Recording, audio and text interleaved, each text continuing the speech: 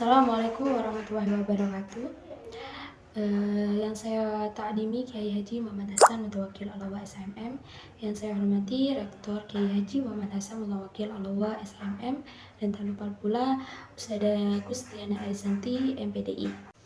Saya di sini akan membahas tentang metode pembelajaran inovatif. Yang pertama, belajar ditinjau dari paradigma. Di sini membahas tentang belajar menurut pemrosesan informasi, belajar menurut teori kognitif, belajar menurut pandangan konstruktivistik, yang terakhir belajar menurut pandangan revolusi cara belajar. Belajar menurut pemrosesan informasi. Teori ini pemrosesan informasi menjelaskan tentang pemrosesan, penyimpanan, dan pemanggilan kembali pengetahuan dari otak. Menurut teori ini, komponen pertama dari sistem memori adalah register penginderaan register. Penginderaan menerima sejumlah besar informasi dari indera, penglihatan, pendengaran, peraba, pembau, dan pengecap. Penyimpanan dalam waktu yang sangat singkat. Bila tidak terjadi proses terhadap informasi yang ada dalam register penginderaan, maka informasi itu akan hilang. Pemrosesan informasi mengenai hakikat hewan seperti macan.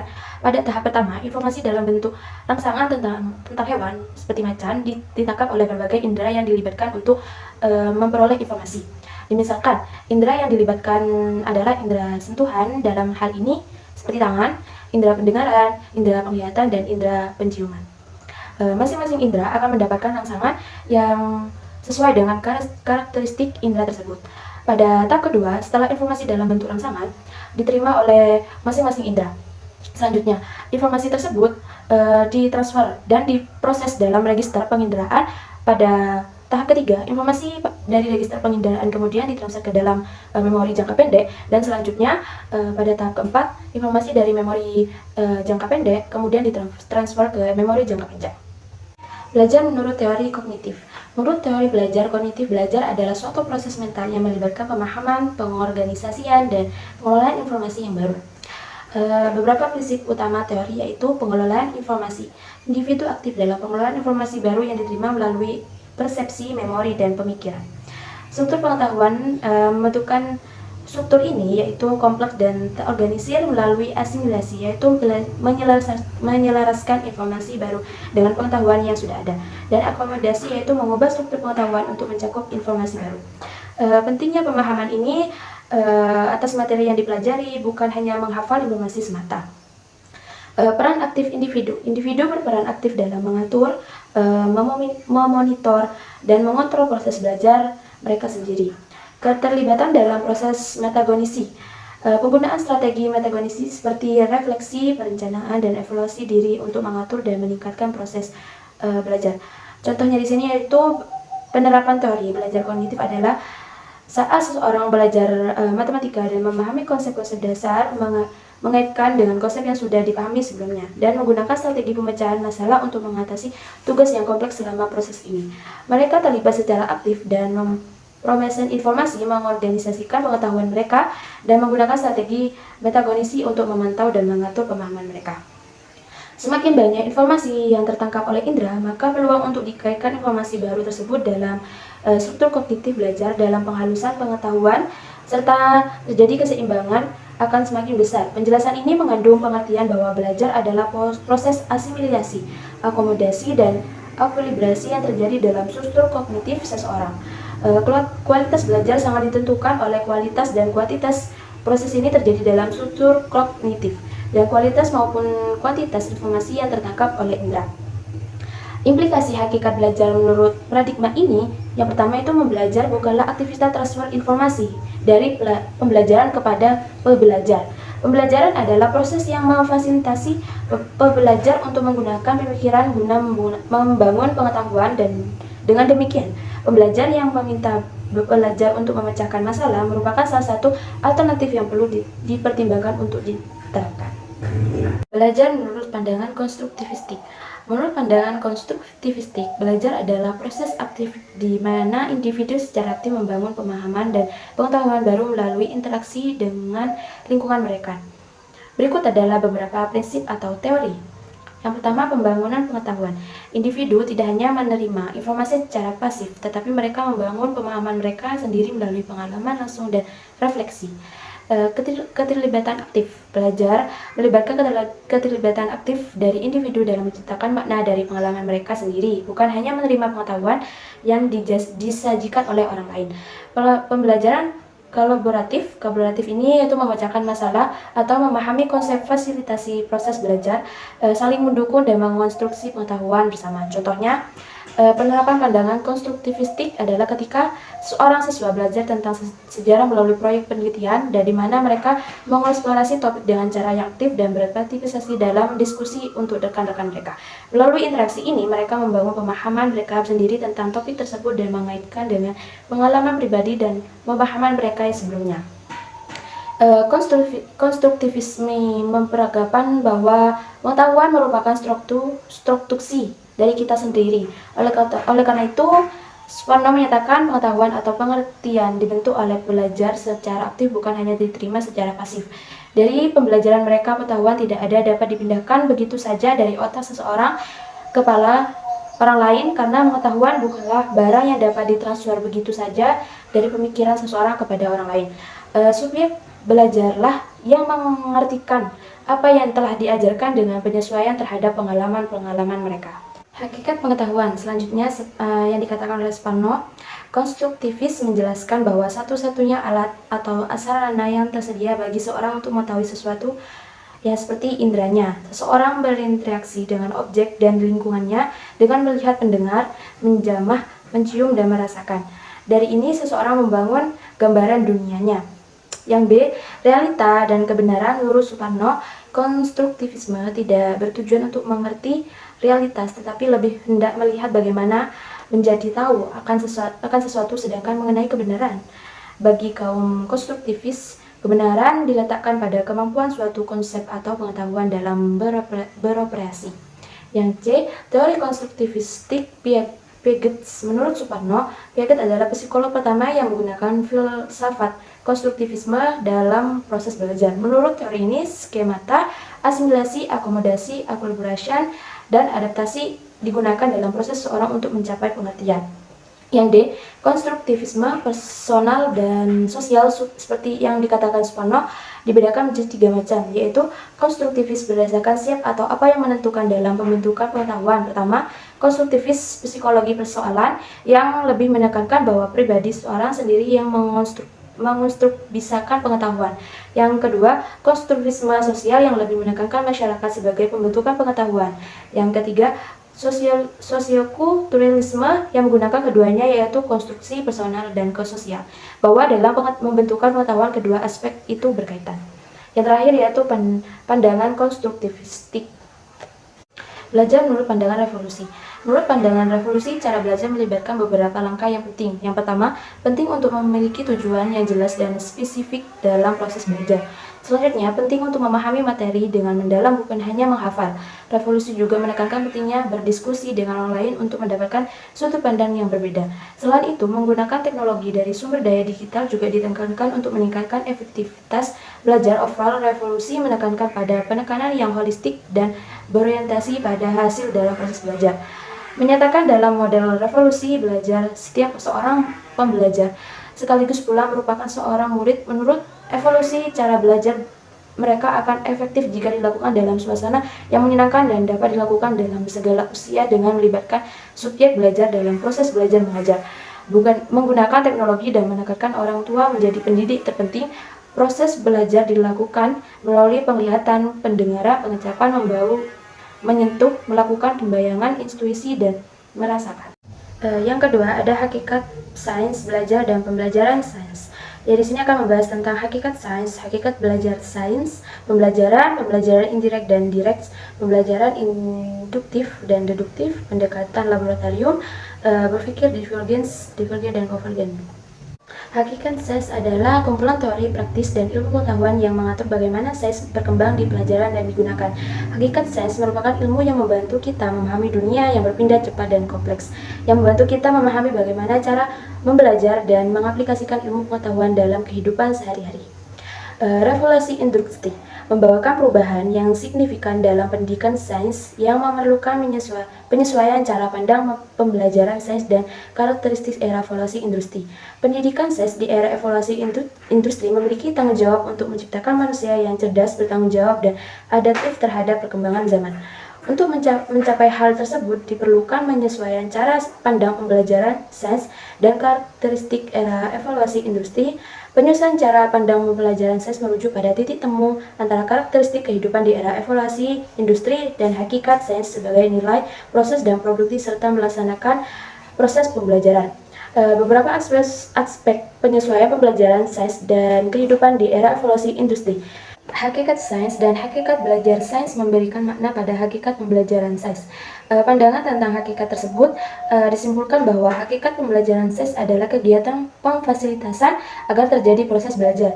Dengan demikian, pembelajar sains itu memfasilitasi pembelajaran untuk secara aktif membangun pengetahuan menggunakan kemampuan sendiri. Pembelajaran bukanlah proses mentransfer informasi dari pembelajar kepada pembelajar. Hakikat tersebut mempunyai fungsi. Seorang pembelajar sains itu mempunyai fungsi pembelajaran yaitu sebagai fasilitator, salah satu narasumber, bimbingan belajar, motivator, dan teman belajar. Pembelajaran langsung direct dan tidak pembelajaran langsung indirect.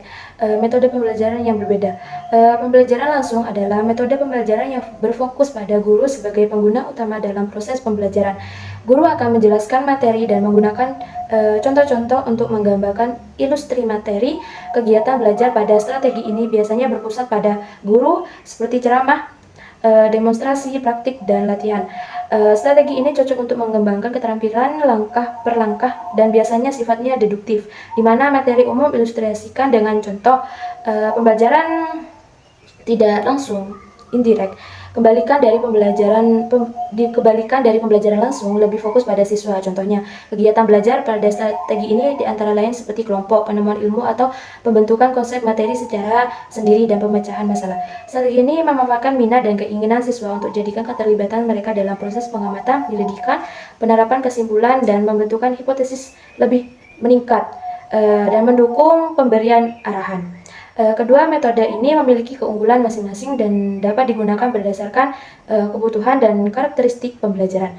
Strategi pembelajaran langsung dapat digunakan untuk mengembangkan keterampilan langkah per langkah sambil menyediakan contoh-contoh yang mudah dipahami, sedangkan strategi pembelajaran tidak langsung lebih fokus pada keterampilan siswa dalam memahami materi dan memecahkan masalah. Pembelajaran induktif dan deduktif. Pendekatan pembelajaran induktif dan deduktif adalah dua metode yang berbeda dalam membentuk dan memperjelas ilmu pengetahuan.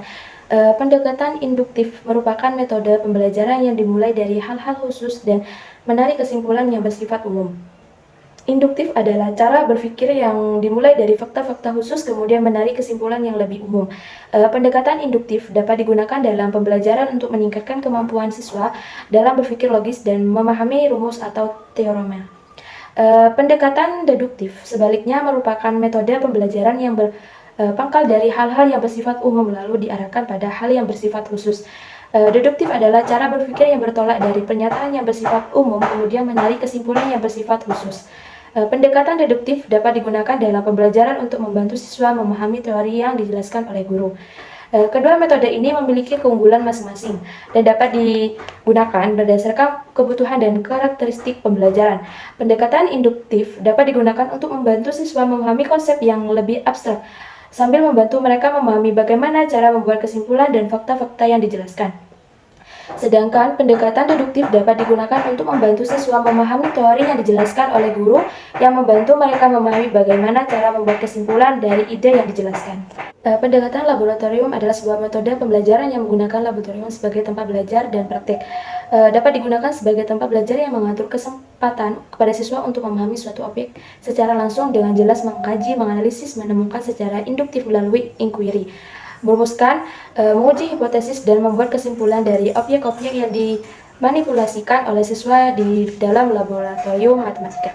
Di dalam pendekatan laboratorium, guru lebih banyak berperan sebagai fasilitator siswa. Sebagai laboratorium yang digunakan untuk metode dapat memecahkan permasalahan tentang aktivitas belajar siswa, baik pada motor activities, mental activities, visual expression, maupun oral activities.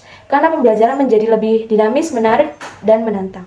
Pendekatan laboratorium juga dapat melatih siswa dalam berpikir, bernalar, dan menarik kesimpulan melalui kegiatan penyelidikan, eksplorasi, eksperimen. Hal ini dapat membantu siswa-siswi memiliki pemikiran hal yang kritis, sistematis, logis, dan kreatif, dan kemampuan kerjasama antara ekip sesuai tujuan umum pembelajaran di sekolah.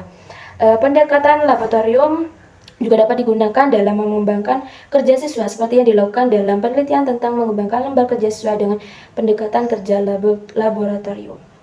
Berpikir divergen dan dekonvergen. Pendekatan berpikir divergen dan konvergen adalah dua proses berpikir yang berbeda. Berpikir divergen adalah proses berpikir yang menggunakan ide-ide yang sebanyak-banyaknya, melibatkan ide sebagai perspektif dan mencoba untuk menemukan solusi yang lebih baik. Berpikir divergen juga dikenal sebagai proses berpikir kreatif yang kemungkinan individu untuk mengumpulkan sebagai ide yang mungkin tidak terpercaya, memiliki ide-ide tersebut dan memiliki ide yang paling baik. Berpikir konvergen, sebaliknya, adalah proses yang berpikir dengan mengumpulkan ide-ide yang terbaik dan konsolidasikan ke dalam satu solusi. Berpikir tersebut sebagai proses berpikir analitis, yang kemungkinan individu untuk mengumpulkan informasi yang relevan, menganalisis informasi tersebut, dan memilih solusi yang paling tepat. Berpikir divergen dan konvergen sering digunakan dalam proses desain solusi masalah dan pembelajaran. Pendekatan berpikir divergen dan konvergen dapat membantu individu atau tim mencapai solusi yang lebih baik dan lebih efektif. Yang terakhir ada strategi pembelajaran SES. Di sini akan membahas tentang definisi dan tujuan strategi pembelajaran discovery. Strategi pembelajaran, macam-macam pembelajaran discovery, pembelajaran guided discovery, keunggulan dan kelemahan pembelajaran guided discovery, perbandingan pembelajaran discovery dengan expository, pembelajaran expository komputer sebagai alat penemuan, penggunaan demonstrasi sebagai jembatan untuk penemuan. Analisis terhadap definisi-definisi pembelajaran discovery disimpulkan bahwa pembelajaran discovery adalah pembelajaran yang memfasilitasi pembelajaran untuk terlibat aktif dalam proses pembelajaran guna membangun pemahaman melalui penemuan ilmiah.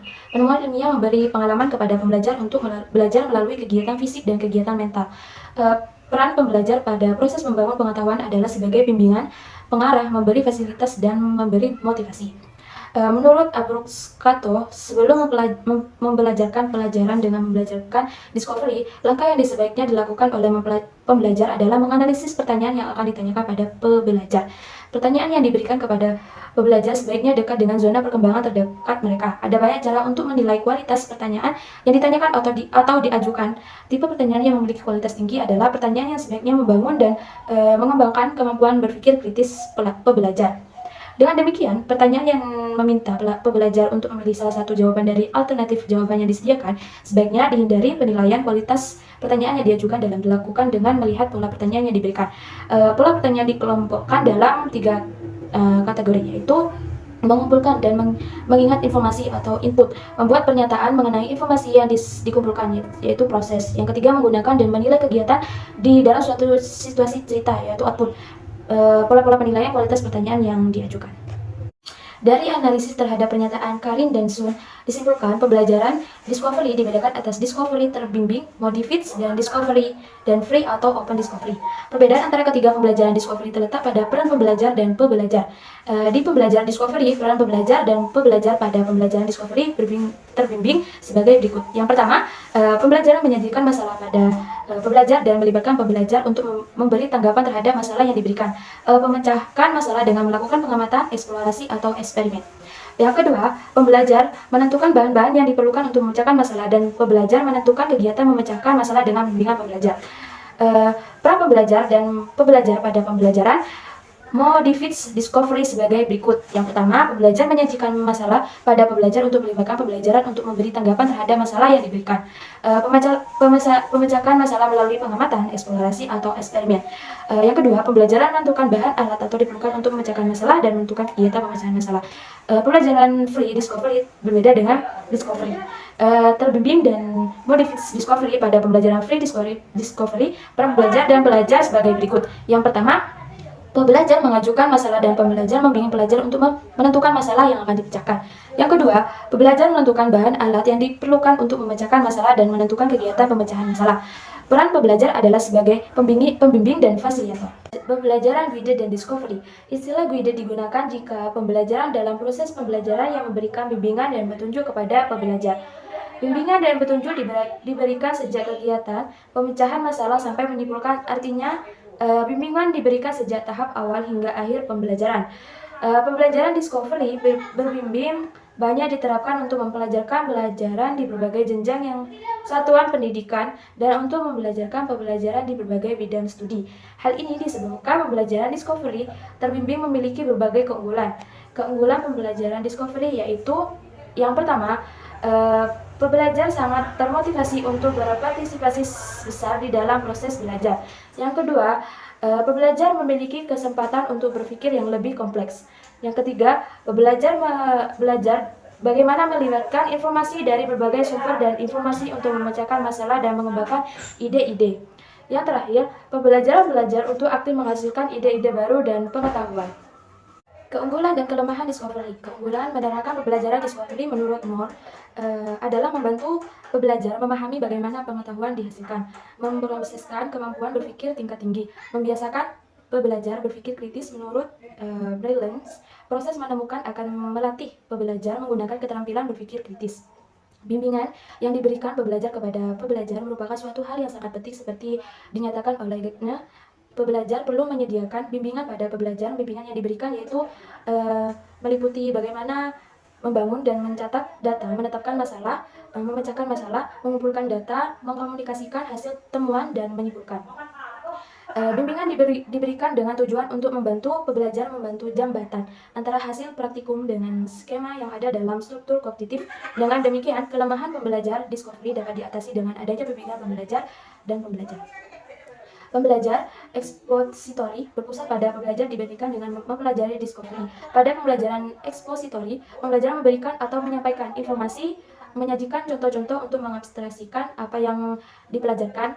Abstraksi diberikan sebagai contoh atau sajian. Contoh disajikan untuk membantu pembelajar mengilustrasikan abstraksi yang disampaikan untuk menunjukkan apa yang dimaksud dengan pembelajaran expository. Bacalah menjelaskan mengenai pembelajaran yang menggunakan metode pembelajaran expository. Pembelajaran expository discovery terbimbing memiliki persamaan. Yang pertama, tujuan pembelajaran sama yaitu pembelajaran rumus keliling lingkaran dan pembelajaran diarahkan untuk mencapai tujuan pembelajaran. Yang kedua, rencana pembelajaran sama. Kedua, pembelajaran memberikan materi pembelajaran yang sama dengan tujuan memahami rumus keliling lingkaran. Kedua, pembelajaran berinteraksi dengan pembelajar untuk melibatkan pembelajar terlibat secara kritis dalam pembelajaran. Interaksi difasilitasi dengan tanya jawab dan diskusi serta secara cepat memberi bantuan ketika pembelajaran mengalami kesulitan menjawab pertanyaan. Masing-masing pembelajar memberi waktu kepada pembelajar untuk menjawab pertanyaan. Yang kedua, pembelajar didukung kemampuan bertanya. Pembelajar diarahkan oleh pembelajar aktif mempromosikan pembelajar aktif.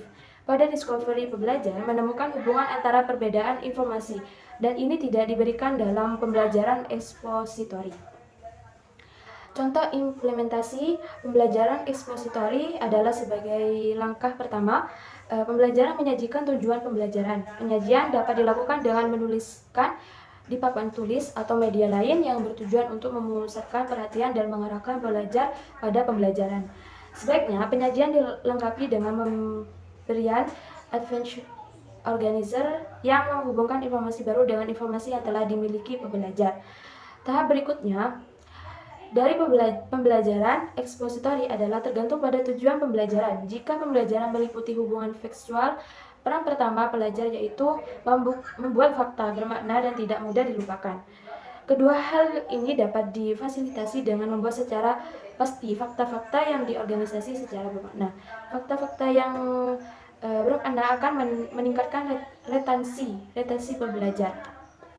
Berdasarkan deskripsi komputer, bahwa yang pertama, objek yang belajar misalnya apakah bagian dari komputer atau bagaimana komputer mempengaruhi hidup manusia.